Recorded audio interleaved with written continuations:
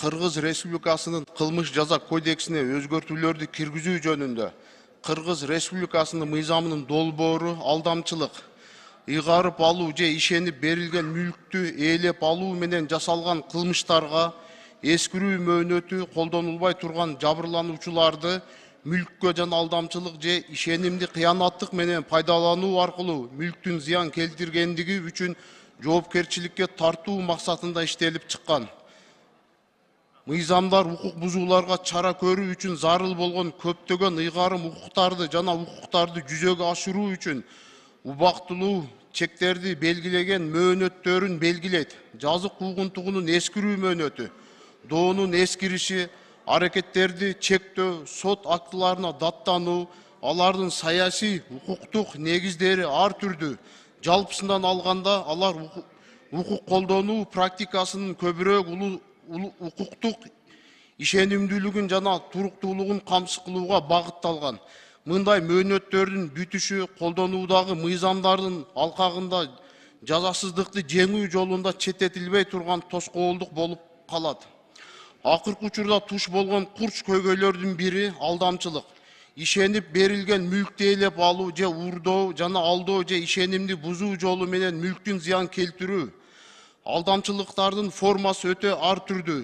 Алдоо оозеки же жазуу жүзүндөгү билдирүү түрүндө жасалышы мүмкүн. Же болбосо ар кандай аракеттерди жасоо, кыянаттык менен пайдалануу жана алдамчылыктын көз карандысыз ыкмасы катары иш алып баруу.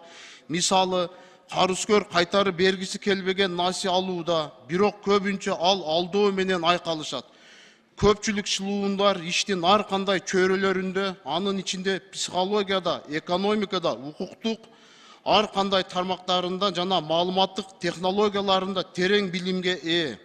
Мамлекеттик бийлик органдарынын жана укук коргоо органдарынын иш тартиби жана усулдары жөнүндө көп учурда жакшы кабардар болушат. Ушул мыйзам нормасына ылайык кылмыш объектиси болуп менчик мамилелер менен байланышкан жана анын формасы көз каранды болгондо коомдук мамилелер саналат. Кошумча объект тарабынан конкреттүү адам же мүлккө конкреттүү укук аныкталат. Доонун эскирүү мөөнөтү автоматтык түрдө колдонуудан айырмаланат. Ошентип алдамчылык жаатында анча оор эмес кылмыш үчүн тергөөчү мыйзамсыз аракеттерди жасалган күндөн тартып 2 жыл өткөндөн кийин адамды жоопкерчиликке тарта албайт. Эгер 10 жыл өтсө, оор кылмыштарга да тиешелүү. Урматтуу депутаттар, мыйзам долбоору боюнча Кыргыз Республикасынын министрлер кабинетинен жана башкы прокуратурасынан бир катар сын пикирлер келип түшкөн. Биз бул сын пикирлерди эске алуу менен экинчи окуу режиминде тийиштүү өзгөртүүлөрдү киргизебиз.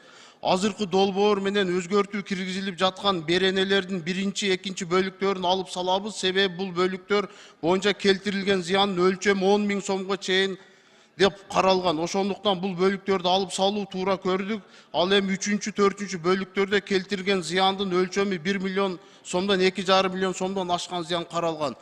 Урматтуу депутаттар, азыр ушул мыйзам долбоору менен биз коомдогу алдамчыларды тазалоо үчүн укук коргоо органдарында бир топ шарттарды түзүп беребиз. Концепциясын колдоо берсеңиздер, экинчи окууда сунуштарды бересиздер, биргеликте иштеп чыгабыз.